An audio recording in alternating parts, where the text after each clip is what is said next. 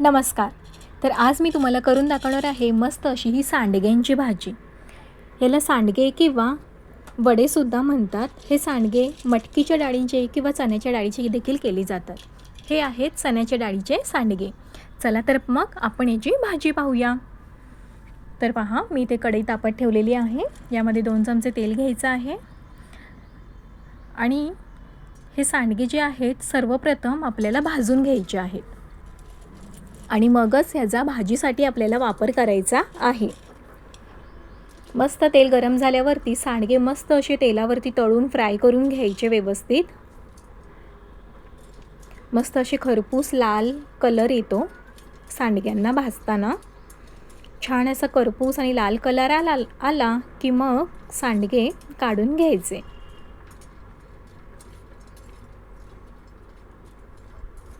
तरच त्या भाजीला खूप छान अशी चव येते.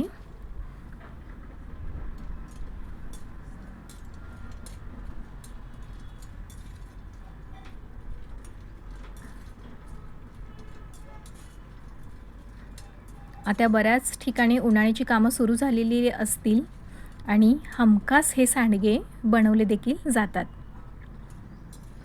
तर ह्या सांडग्यांची आपण आज भाजी पाहणार आहोत.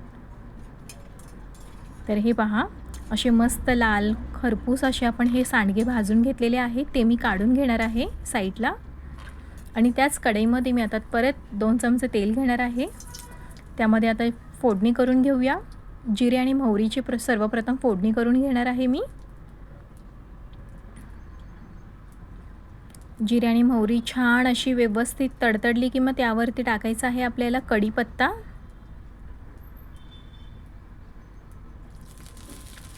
कढीपत्त्याची स्वच्छ धुवून घेतलेली पानं मी घेतलेली आहे. त्याची फोडणी करून घ्यायची आणि मी इथे 3 ते 4 छोटे कांदे घेतलेले आहेत. ते बारीक चिरून घेतलेले आहेत कांदे आणि व्यवस्थित या फोडणीवरती या तेलावर कांदा परतून घ्यायचा आहे.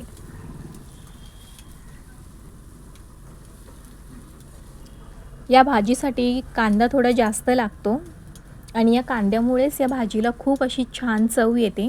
आपण इतर कोणतेही जास्त मसाले या भाजीसाठी वापरणार नाही, कारण ते चण्याच्या डाळीचे सांडगे असल्यामुळे भाजीला मुळातच खूप चव येणार आहे. त्यामुळे कमी मसाल्यांमध्ये, कमी तेलामध्ये, कमी साहित्यांमध्ये ही चविष्ट अशी भाजी तयार होणार आहे. आता कांदा लवकर नरम व्हावा किंवा लवकर भाजला जावा यासाठी मी इथे चिमूटभर मीठ ॲड केलेलं आहे. त्यामुळे काय होतं, कांदा पटकन भाजला जातो आणि आपला गॅस देखील वाचेल, हो की नाही. पटकन भाजी तयार देखील होईल. हे पहा, कांदा व्यवस्थित भाजला गेलेला आहे. आता मी इथे वापरलेली आहे हळद. एक छोटा चमचा मी इथे हळद वापरलेली आहे. थोडंसं लाल तिखट म्हणजेच आपली मिरची पूड घ्यायची, ती वापरलेली आहे. आणि इथे आपला वापरात येणारा घरगुती मसाला जो आपण वर्षभरासाठी करून ठेवतो घरात, तो इथे मी मसाला वापरणार आहे. इथे 1 ते 2 चमचे मी हा मसाला वापरणार आहे. तुमच्या आवडीनुसार जसं तुम्हाला तिखट कमी किंवा जास्त लागत असेल तसं इथे वापरावा. इथे घेतली आली आहे मी धणेपूड, 1 छोटा चमचा धणेपूड आणि 1 छोटा चमचा मी इथे वापरलेली आहे जिऱ्याची पूड. हे सर्व मसाले आता व्यवस्थित या कांद्यासोबत तेलावरती छान फ्राय करून घ्यायचे, भाजून घ्यायचे. त्यानंतर आता मी ते ॲड करणार आहे हे भाजून व्यवस्थित घेतलेले सांडगे म्हणजेच वडे. हे देखील कांद्यासोबत आणि मसाल्यांसोबत छान फ्राय करून घ्यायचे. तुम्हाला जर त्यात टोमॅटो आवडत असेल तर 2 मस्त पिकलेले टोमॅटो बारीक चिरून वापरले तरी चालतील. मी इथे वापरलेला नाही आहे टोमॅटो. तुम्हाला हवं असेल तर तुम्ही इथे टोमॅटो देखील वापरू शकता.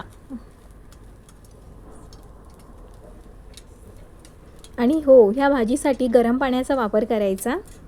भाजी होत असताना साईडला लगेच गरम पाणी ठेवायचं एका पातेल्यामध्ये. हे पहा, मी इथे पाणी गरम करून घेतलेलं आहे.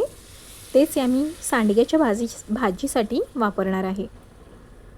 मस्त इथे 3 ते 4 वाटी मी पाणी वापरणार आहे, कारण सांडगे शिजताना पाण्याचा वापर थोडा जास्त ठेवावा, म्हणजे सांडगे मस्त असे मऊ शिजले जातात त्या पाण्यामध्ये आणि त्या पाण्याला त्या सांडग्यांची चव देखील उतरते.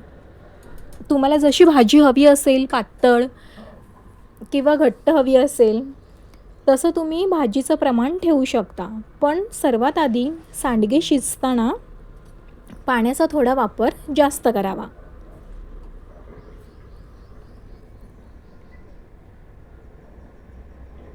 इथे मी एक छोटा चमचा शेंगदाण्याचं कूट वापरलेला आहे.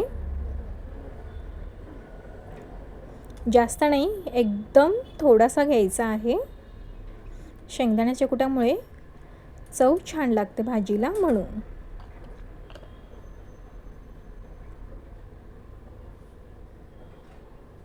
आता 3 ते 4 मिनिटानंतर पाण्याला उकळी येईल, म्हणजेच भाजीला उकळी आली की थोडंसं झाकण देऊन आपल्याला ही भाजी शिजवून घ्यायची आहे.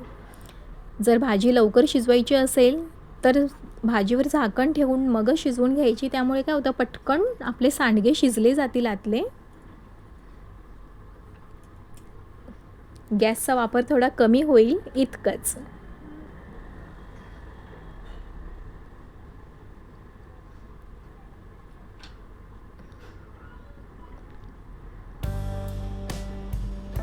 हे पहा, भाजी थोडीशी शिजून कमी देखील झालेली आहे आणि थोडीशी दाटसर पण झालेली आहे. आता सांडगे शिजलेले आहेत व्यवस्थित.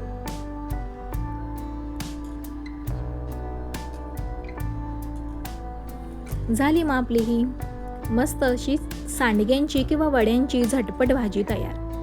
आता उन्हाळ्याच्या सुट्टींमध्ये काय होतं, प्रत्येक घरात हे सांडगे बनवले जातात